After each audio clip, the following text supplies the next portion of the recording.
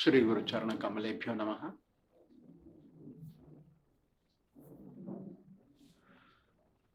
सुखदेव गोस्वामी जी कहते हैं, हे परीक्षित, तुम्हारे प्रश्नों के उत्तर में मैं भागवत कहता हूं।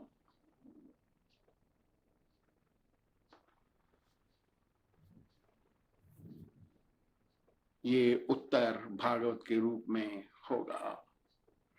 भागवत की 10 लक्षण हैं। सुखदेव जी कहते हैं कि भागवत के 10 लक्षण हैं। कौन कौन से? अत्र सर्गो विसर्गश्च स्थानम पोषण ऊतया मनमंतरेशानुकथा निरोधो मुक्तिराश्रय। नंबर 1 लक्षण भागवत का है कि इसमें सर्ग है, मतलब सृष्टि।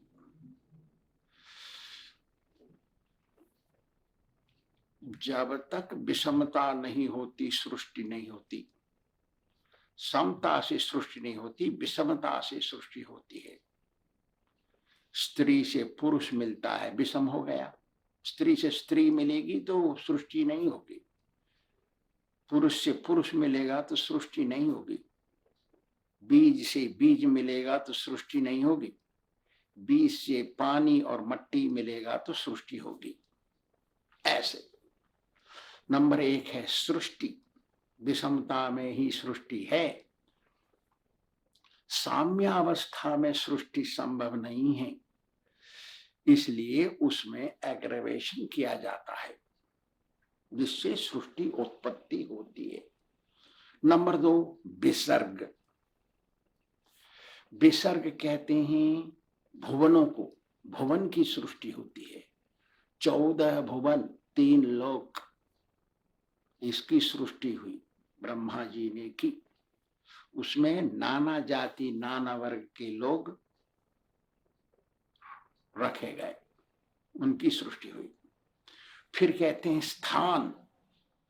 स्थान कहते हैं मर्यादा में रहने को, अपनी सीमा के अंदर रहने को स्थान कहते हैं। जब तक कोई मर्यादा में नहीं रहता वो शांत नहीं रह सकता।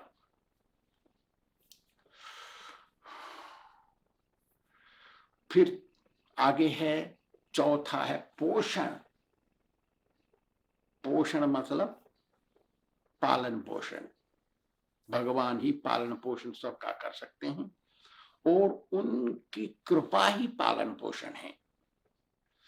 भरण पोषण करना, पालन पोषण करना, ये भगवान की कृपा से होता है।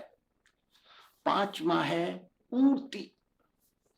ऊर्ति का मतलब है नाना योनियों में जीव भ्रमण करता है अपने कर्मों के भोग को भोगने के लिए।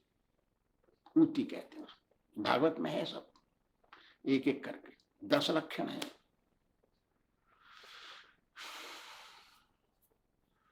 ऊर्ति कहते हैं कि योनियों में जीवों का भ्रमण।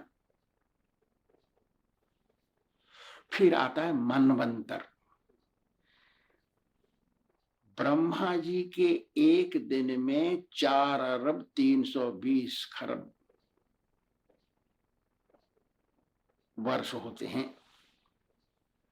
जैसे हमारे एक महीने में 30 दिन होते हैं, एक दिन में 24 घंटे होते हैं, 12 महीने होते हैं एक साल में, ऐसे ही देवताओं का और ब्रह्मा जी का भी है, लेकिन उनके लंबे होते हैं। जैसे हमारे एक वर्ष का देवताओं का स्वर्ग में एक दिन होता है। उत्तरायण और दक्षिणायन। दक्षिणायन होती है उनकी रात और उत्तरायण होता है दिन। सो 6 महीना का एक दिन एक रात होता है उनका। तो ब्रह्मा जी पूरे एक कल्प, महाकल्प का एक दिन होता है उनका, मतलब 12,000 वर्ष का चतुर्युग होता है। कलयुग, सतयुग, द्वापर युग, त्रेता युग। सत्य, त्रेता, द्वापर, कलयुग, 4 युग का एक चौकड़ी 12,000 वर्ष की होती है। वो ये 1000 वर्ष, 1000 बार चौकड़ी जब खत्म हो जाती है तो ब्रह्मा का एक दिन होता है, उसमें 14 मनु होते हैं।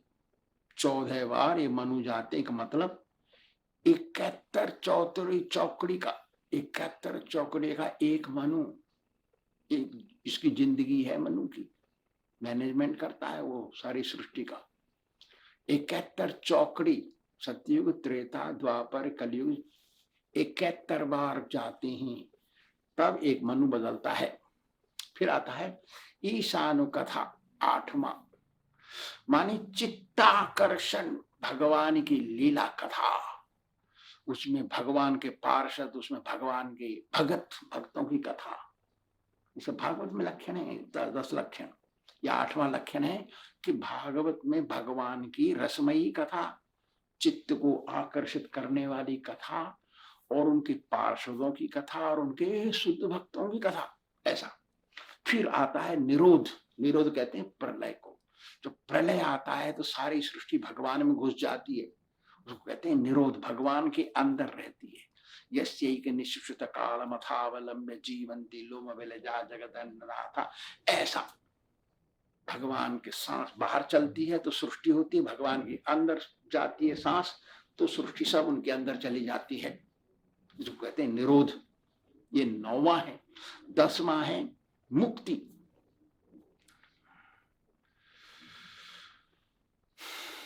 मुक्ति का मतलब है मोक्ष, भगवान के पास जाना, जन्म मरण के बंधन से छुटकारा पा जाना, भगवान के वैकुंठ में प्रवेश करना, ऐसा। तो फिर है आश्रय। आश्रय मतलब शेल्टर, भगवान श्री कृष्ण, मुस्कुराते हुए भगवान श्री कृष्ण। ये 10वां स्कंद है। पहले 9 स्कंद भगवान के 10वें स्कंद के जाने की सीढ़ियां हैं। 10वें स्कंद को पहुंचने के लिए पहले 9 स्कंद उनकी सीढ़ियां हैं, मतलब उनकी भूमिका है 9 स्कंद। असली चीज तो 10वां स्कंद है, जो भगवान की मुस्कुराता हुआ चेहरा है, ऐसा। उसका नाम है आश्रय। ये याद रखने की जरूरत है कि व्यास महर्षि ने सारे पुराण लिखे, 18 पुराण। जिस ग्रंथ में ये 10 लक्षण पाए जाते हैं, ये उनको पुराण कहते हैं। जिनमें 10 लक्षण से कम पाए जाते हैं, 5 लक्षण पाए जाते हैं, उनको उप पुराण कहते हैं। ये वेद शास्त्र, पुराण, उपनिषद, धर्मशास्त्र, ये सब व्यास महर्षि जी ने लिखे हैं। सुखदेव गोस्वामी जी कहते हैं ये सब मेरे पिताजी की लेखनी है। ये दुनिया को मोक्ष देने के लिए, उनको सुख शांति से रह करके मोक्ष प्राप्ति करने के लिए सब शास्त्र लिखे।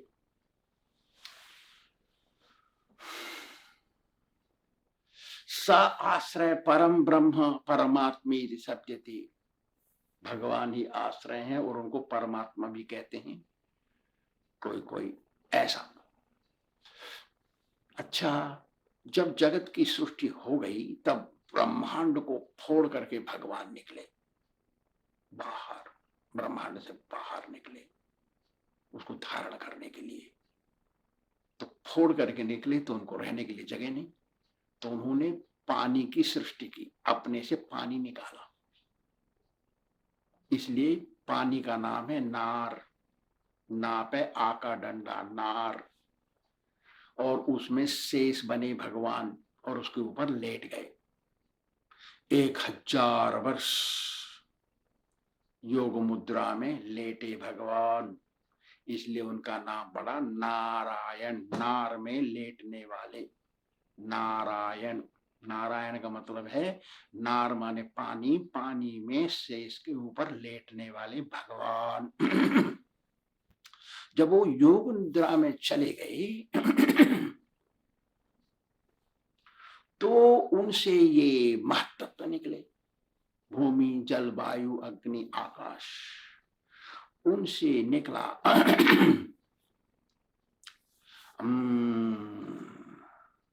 कर्म और काल।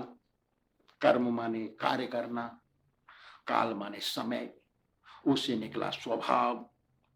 मनुष्य संसार का स्वभाव, स्वभाव है उसका पेड़ का, अरे हरा हरा पत्ता, लाल लाल फूल और अच्छा सा आम। मनुष्य का स्वभाव, एक तरह का स्वभाव सबका होता है, ये सब भगवान से निकले हैं। अहंकार निकला उनसे, महत्त्व निकला उनसे, प्रकृति निकली उनसे, और सारे तत्व निकले उनसे, ये सब घेर के बैठे। तो ये जो विराट स्वरूप है भगवान का, ये स्थूल स्वरूप है। और भगवान कृष्ण कन्हैया का स्वरूप सूक्ष्म स्वरूप है। कृष्ण कन्हैया अपने धाम में रहते हैं और कभी आते हैं, जैसे आए वृंदावन में ब्रज में लीला करने के लिए, उनका सूक्ष्म माने छोटा स्वरूप है। और विराट स्वरूप, विश्वरूप उनका स्वरूप है, स्थूल स्वरूप। तो वो कहते हैं, देखो परीक्षित, मैंने भगवान का स्थूल और सूक्ष्म शरीर स्वरूप बता दिया और सारे तत्व तेरे को बता दिए। अब याद रखो कि प्राणी चर और अचर दो प्रकार के होते हैं। दो प्रकार में चार भाग होते हैं, चर और अचर, घूमने वाले और एक जगह रहने वाले। जैसे पेड़ पौधे एक ही जगह रहते हैं, घूमते नहीं। पशु पक्षी और हम मनुष्य सब घूमते हैं। तो ये चार भाग हैं इनके। एक तो एम्ब्रियो, गर्भ से पैदा होता है बच्चा, मनुष्य का या पशु का। फिर एक अंडे में पैदा होता है पक्षी का। फिर एक होता है बीज से, गेहूं बोते हैं, चावल बोते हैं, उससे पैदा होता है बच्चा। उसके 100 सैकड़ों होते हैं, एक बीज में 100 बीज बन जाते हैं। और एक होता है पसीने से पैदा होता है जुआ। तो ये चार भाग हैं चर और अचर के। और ये सब अपने कर्मों का भोग भोगने के लिए इस सृष्टि में आते हैं। कर्मों का भोग सबको भोगना पड़ता है, और चाहे धनी होए चाहे गरीब होए, चाहे स्त्री होए चाहे पुरुष होए, चाहे मनुष्य होए चाहे देवता होए चाहे कोई प्राणी होए, सब। तीन गुणों से भगवान इस सृष्टि को चलाते हैं। सतोगुण से स्वर्ग बनाते हैं, रजोगुण से पृथ्वी को, और तमोगुण से नरक को। सबको अपना अपना भोग भोगना है, इन तीनों जगह है, सबको अपना अनुभव करना है। जो भगवान सूक्ष्म शरीर का माने कृष्ण कन्हैया का शरण लेता है और दिल से उनको पुकारता है, उसी को मोक्ष मिलता है। फिर इसके बाद परीक्षित पूछते हैं प्रश्न, हे महाराज सुखदेव जी, हे गुरु जी, मुझे थोड़ा बताइए कि हमारे परदादा विदुर महाराज परिवार को, घर को छोड़ के चले गए, फिर वो घर में वापस क्यों आए? थोड़ा उनके बारे में बताइए। अरे कुरुक्षेत्र से पहले छोड़ के चले गए, और जब युधिष्ठिर महाराज राजा बन गए तब वो वापस आए। तो ये परीक्षित महाराज पूछ रहे हैं प्रश्न, इसका उत्तर आगे मिलेगा। आज द्वितीय स्कंद समाप्त होता है। श्री राधा गोविंद भगवान की जय।